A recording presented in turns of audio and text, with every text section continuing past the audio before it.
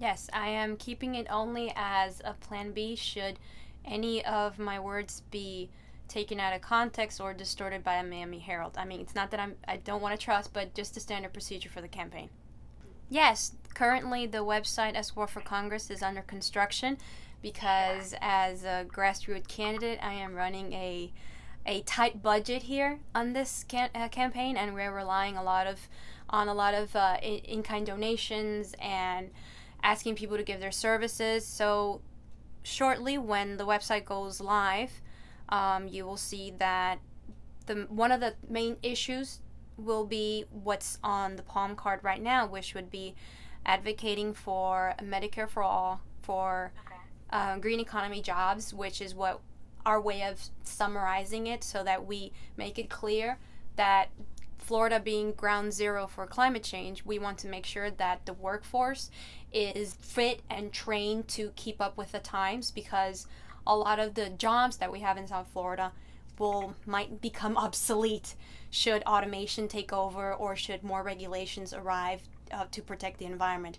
because the campaign itself is very much focused on the working class and as the feel of it will be to just remind the general population that it's time for us to take the government into our own hands and not let special interests, corporations hijack our democracy. Because at the end of the day, if a politician is going to be a puppet, he or she better be the puppet of the people and not be spending millions of dollars to essentially stab the people in the back. So we will be campaigning for the finance report for reform for the campaign system itself. We want to propose new ways of financing campaigns, of making them even more transparent, so that more and more average people will have the chance to represent the communities. Because when we say professional politicians, we tend to just mean, well, the same standard people that go to Washington, D.C., not on the people's support, but of big money. We are relying exclusively on small donor donations, and whether it's $1 or 25, it doesn't matter, just as long as it comes from people. And people should even remember that even permanent residents are allowed to finance a people's campaign. And by us refusing to take PAC money, we're basically making it clear that this campaign, along with many others that are joining this nationwide movement, are trying to send a clear signal that we want to empower the people and we the people want to stay empowered and not let big money decide our future. Well, socialdemocrata would be a way of describing it, basically how we have many the Western tradition of European nations, of in the industrialized countries where you do promote a free market and thus you want to steer away from corporate welfare and all that. You want to keep the market so that it is fair and everybody has a chance to compete, but at the same time you want to make sure that should somebody fall behind, that there is a strong safety net for them, because obviously not everyone in our society has the chance to be an entrepreneur or be a small business owner, which I have been. So coming from the private sector, I know that for sure that we need to bear in mind the burdens that the small businesses have, like when they try to juggle regulation at the federal, at the state, or at the local level, and it can be very overwhelming when you're trying to stay up to code. But at the same time, you want to balance out Medicare for all, so that in a way we contribute, us the people candidates, to a bigger discussion that will decide our future. So when we go to the table, we need to decide, well, can we balance the national budget? Can we continue to afford the Medicare system as it is? No, we need to confront Big Pharma. We need to negotiate new prices. But we need to make sure that every single American has access to dental care. Because it is a shame that we are in debt with trillions and trillions of dollars, and we literally have Americans dying because they can't access a dentist. And these are things that are moving the campaign, as well as more local things, such as an immigration and a tax reform. And we have to remember that currently there are many Cubans that are trying to bring in their family from Cuba, like their daughters or their immediate family, their small immediate family is stuck in limbo because the current administration has rolled back policies that were enacted by Bush, and so it's making it very difficult. So I, for instance, support completely the bill that Debbie Marcus Powell put out. Yes, I find that it is slander because for a couple of years, for 15 years to be exact, I was your classic exiled Cuban American. I was raised in this community and I am not a communist, but when we returned in 2008, my father and I, a former political prisoner, we returned to the island because one, Fidel Castro was no longer in power, and we wanted to reconnect with our family. And the pictures that are circulating the internet now, a lot of times promoted by people who actively were even involved in the Cuban government, which is absurd. And it's one of the reasons why I do not accept all of these statements, all of these labels falsely thrown at me because they do not represent who I am. And a lot of times they are pushed by people who are precisely what they're saying. So it's an absurd situation to find yourself when you have been raised as an exile in South Florida in a democracy to be having former communists tell you what they were.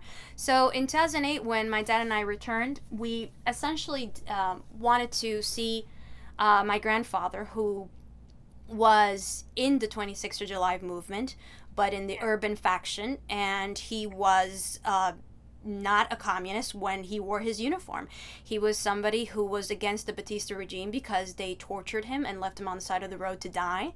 And since I knew that I was coming from a place that stereotypically is very much filled with a sort of vengeance towards anything that's Cuba related. I mean, a lot of people here do support the sanctions, and even though they know that it's not really going to affect the elite, the governing elite in Havana, they still support it because there's a strong need to want to push the people's decision to remain socialist. So I knew that there was a lot of stigma, and so to break the ice with my grandfather, I made it clear to him that I accepted everything that he was and everything that he did. And so to honor him and to get his final blessing, because he was ill and he shortly passed away afterwards, I put on his uniform and I told him that I am proud of everything that you are, and I do not believe that politics should ever come between us, because my dad was a political prisoner. So if one thing has always been clear to me, having been raised in a family that has different opinions, it's that at the end of the day, family is above politics. And that is why when we returned in 2009, from 2009 to 2012, my dad and I had a nonprofit organization that advocated for reconciliation, of just pushing aside these political divisions and advocating for diplomatic relations, which we were glad eventually the Obama administration did. We advocated for the removal of the white card, which we suffered because for 4 years we were retained in Cuba. Even though we had our American visas, we weren't allowed to leave because of the white card. So naturally, we were against it. We advocated for the liberation of the 75 political prisoners. They were also freed. So, that was a positive thing. And we also advocated for the establishing of the diplomatic relations between Cuba and Israel. And it's very complicated. It raises a lot of issues and people get upset. But the 26th of July movement has some very famous members as well, and we have to remember that their origins were nationalist. And we have Uber Matos, who was a darling here in the Cuban community. Well, he was a member of the 26th of July movement. Manuel Artaim, Pedro Luis Boitel, these were people that were involved just like my grandfather in the 26th of July movement. So I disagree completely. I disagree. My public comments have nothing to do with the official stand of the Cuban government. In fact, I have been very critical of things that the Cuban government has done, and it is not my fault that words are taken out of context and that extremists on both sides because people within the Cuban government have also accused me of being a CIA agent and just trying to play a soft coup, a sort of Obama seduction on them. So it is not my fault that radicals from either side have distorted my message of reconciliation. Just because my family was mistreated, and I personally have, ever since I was conscious of who I was. I was born from a political prisoner. So ever since I am what I am, I know what are the injustices that have happened in Cuba because I have experienced them in real life. But just because my family and myself, we went through those hardships, it doesn't mean that it will blind me from the fact that the majority of Cubans do support socialism, and even most of the opposition does hold socialist demands of the government. They advocate for more food, for a sort of giant welfare state that is mainly from the socialist demand. You're talking about very different things. One thing is La Alianza, which is the only counterbalance to the official extremist right-wing position, and you should know at least that I was expelled from that building once because, again, I was accused of being a CIA agent, so they called the cops on me. So let's put that also out there. The mention of women, I have not criticized women in the opposition. I have criticized anyone who takes government funding to do journalistic work within Cuba, because I am totally against the meddling of foreign governments inside another country. I am totally against the Russian hacking of our election, and I'm totally against any attempt from the United States to sabotage any other government. We have many peaceful ways of advancing American interests without trying to destabilize a sovereign state that is recognized by the UN. Whatever criticism we may have of governments, we cannot extend that to what the state is and what the people are. We cannot support the sanctions, for instance, which only harm the civil society, and we cannot openly advocate for the destruction of a sovereign state, because that will create a power vacuum. That will create a horrible destabilized crisis in the Caribbean, and South Florida cannot sustain itself, its economy. Even though we're going good, we cannot have an avalanche of balseros coming over because we decided to play regime change. Regime change does not work. There are other more constructive, proven ways of advancing American interests without destabilizing a sovereign state. And when I criticize these select, not everyone, select members of the opposition, I am embarking from the proud point of view that my father was able to be a dissident without any money from any foreign government. He did it exclusively by himself, and the only time that he ever received a small bit of money, it was from his friends who had emigrated to the United States and were also members of the group. So this was all done back in the 80s when it was impossible to have your own business. I get your question. Should the Cuban government be against cancer? I will also be against cancer. It is not my fault that the Cuban government coincidentally is supporting the right to self-determination. That is besides the point. I advocate for the sovereign right of every nation to decide their own political future, and nobody should be coerced into adopting a political or economic model that they do not democratically want. Not all of the members, select few that have been pushed to be in the spotlight so that we do not focus on the real dissidents that are doing things in a more patriotic and sovereign way.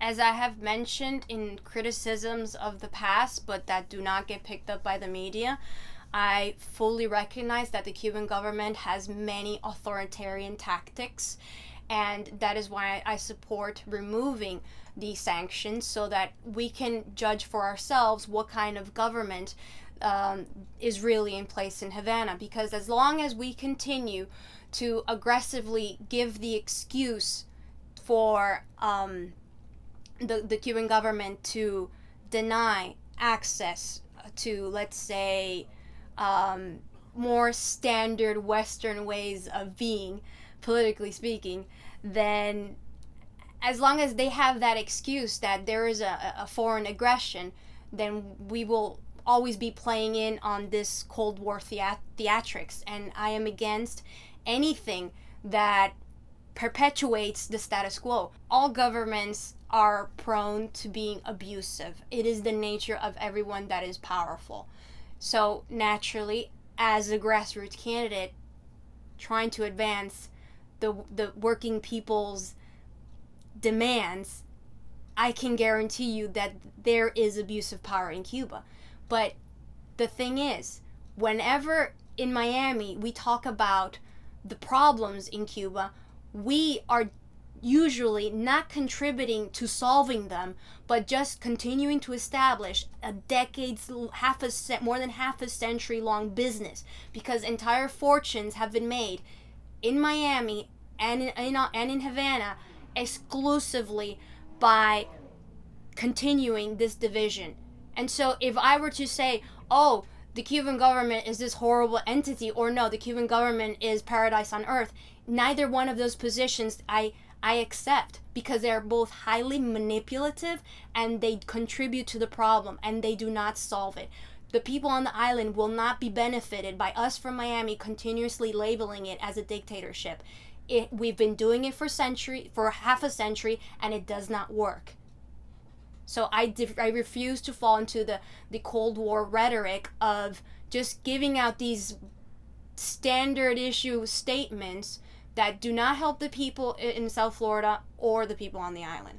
It was a non-profit organization. It was Grupo Caimán. No, I haven't changed my mind at all. What happened was that when the 75 were arrested, it really did seem like a wave, that it was just a massive series of arrests, and nobody can convince me that suddenly that day everybody decided to do something dangerous. I am completely against people being imprisoned for their political, religious, or personal opinions of any kind, as long as, of course, they don't advocate for the throwing of sovereign states or violence against people, or just essential things like that.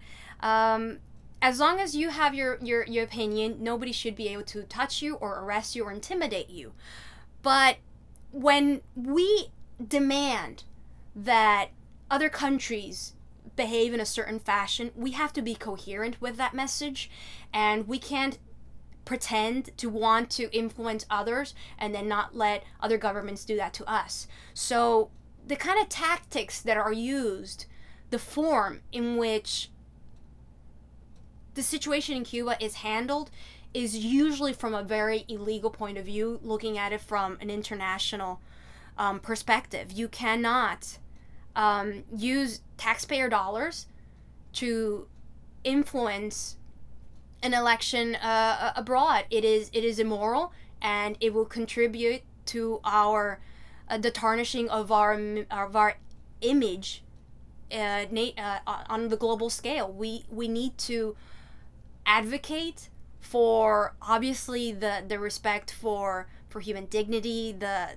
absolute respect for human rights, and all of the advances of our Western tradition based on Judeo-Christian values. But when we try to do in other countries things that would be illegal here, it just seems like a two-faced situation. And just as we wouldn't allow Russia or Iran or China or North Korea to try and fund journalists in the United States, we should not do the same, because then we have no moral high ground to demand the respect of the rule of law. We're not talking about public news organizations, not mentioning things like PBS. I mean different types of funding that is exclusively designed to destroy any sovereign state. And when you look at Russia Today or Hispan TV or Telesur, these networks are obviously very critical of our system, but they're not advocating for the overthrow of our entire federation. We have to distinguish that. The 75 were arrested in a wave of arrests, and usually when things happen like that, you get the impression that it was not a well thought out um, arrest. It's usually because of political reasons, and it was just a mass arrest, and it was very unfair. So I mentioned the necessity to be coherent because when we don't allow other governments to run the sort of operations that sometimes certain administrations do fund in Cuba or in any other country around the world, we are exposing ourselves for the kind of bad press that many of these governments, that some are very hostile, yes, to the United States, use as ammunition. When if we want to remain the strong, to keep our strong global leadership, then we need to act with decency, transparency, and morality. And we cannot expect that other countries do what we wouldn't allow here. No, because you have to understand that even within governments, there are many different agencies and even conflicting propositions for what the administration eventually decides to implement. I am against regime change wars. No, because like I said, there are many different policies at hand. Sometimes an administration will be more friendly, and sometimes they'll turn downright hostile. Anybody who advocates for conflict, anybody who drags us down the same old tired road of the Cold War, is the enemy, because they are the enemy of peace. They are the enemy of reconciliation and the enemy of dialogue. That is the enemy. When we let ignorance or hate or prejudice or the sense of vengeance take over, then it doesn't matter where you're coming from or from whatever government you're dictating. You become an enemy of peace and of the people because you become an obstacle to progress. I am against the sanctions in its entirety. I think that they only target the civilian population. So it needs to go, because in fact the majority of Americans do not support that sort of aggression against a civil population, and our American farmers, our many American companies want to do business in Cuba, and Americans' liberties should be respected, and we shouldn't be not letting American tourists visit that island that is just 90 miles off of our coast. I would, because we have to understand that there is a bit of truth when you speak out against lies, against corruption. There are some universal human values that all political parties share. So we can't be so hypocritical and pretend that these are Martians from another planet. Obviously, we can agree on certain things, like trying to put the worth of human dignity above all interests. So it is always absurd and counterproductive and just in complete denial of reality when from Miami we try to ignore the fact that he did leave a legacy, and many Cubans study, they go to work, and sometimes even leave the island, but they still have a very fond regard towards the process. Because Fidel, to many Cubans, to the majority I would say, Fidel wasn't a man, but represented a counter push, like a counterbalance to the capitalist notion that money is above human life. So when people on the island think about why they're being sanctioned, why they can't do business with America, which is the superpower, a lot of these people then end up turning into the left as a consequence, as a result of that hostility. And we can't, I mean, at least I didn't. I thought it was silly and indecent to throw a public party, because some guy died. It was insensitive to the millions of Cubans on the island that were literally crying. They were mourning.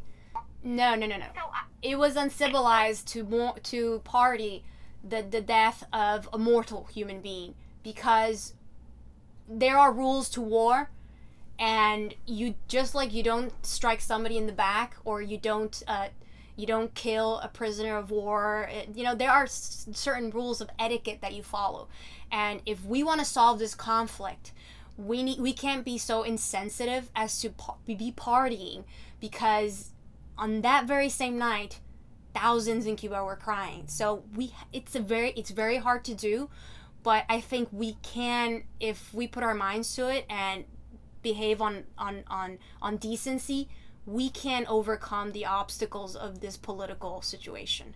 No, no, what I do appreciate about the Fidel Castro legacy is that it was part of that desire that Cubans have for overthrowing the Batista dictatorship and being in control of their future. Of course, I am against anybody who decides to stay in power out of that power hungry ego that sometimes strong men are affected by. So we need to make a distinction between what was the man, the leader, and what the movement was. People wanted to be free on the island, and while the revolution obviously is still in dire need of repairs, um, I believe that the Cuban people still have the tools. Because, for one thing, they've got the education. Cubans have access to education, so that means that they have the mental preparation to advance democracy in whatever way that they want. Should they in the future decide that they no longer feel like socialism is the answer, then I would continue to support them, because that would be a continuation of that original spirit to just support the creation of the Cuban nation that is free and does not bow down to any superpower.